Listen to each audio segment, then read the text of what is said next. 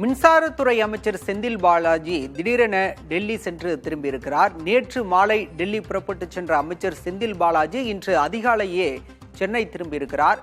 டாஸ்மாகில் 1000 கோடி ரூபாய்க்கு மேல் முறைகேடு நடைபெற்றதாக அண்மையில் அமலாக்கத்துறை அறிக்கை வெளியிட்டு தெரிவித்திருந்தது.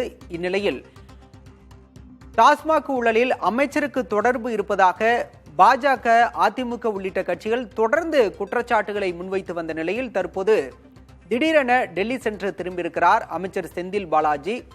டாஸ்மாக் தலைமையகத்தில் அண்மையில் அமலாக்கத்துறை அதிகாரிகள் திடீர் சோதனை மேற்கொண்டனர்.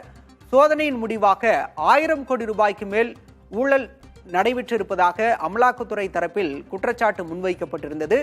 இதனை அமைச்சர் செந்தில் பாலாஜி திட்டவட்டமாக மறுத்திருந்தார். இதனை சட்டப்பூர்வமாக எதிர்கொள்வோம், அமலாக்கத்துறையின் குற்றச்சாட்டுகளை நீதிமன்றத்தில் எதிர்கொள்வோம் என அமைச்சர் செந்தில் பாலாஜி கூறியிருந்தார். மேலும் டாஸ்மாகில் எந்தவித முறைகேடும் நடைபெறவில்லை என்றும் அவர் உறுதிபட தெரிவித்திருந்தார். இந்நிலையில் தற்போது நேற்று டெல்லி சென்ற அமைச்சர் செந்தில் பாலாஜி இன்று அதிகாலையிலேயே சென்னை திரும்பியிருக்கிறார். எதற்காக அவர் டெல்லி பயணம் மேற்கொண்டார் என்ற தகவல் எதுவும் இதுவரை அதிகாரப்பூர்வமாக தெரிவிக்கப்படவில்லை. அண்மை செய்தியாக பார்க்கின்றோம்.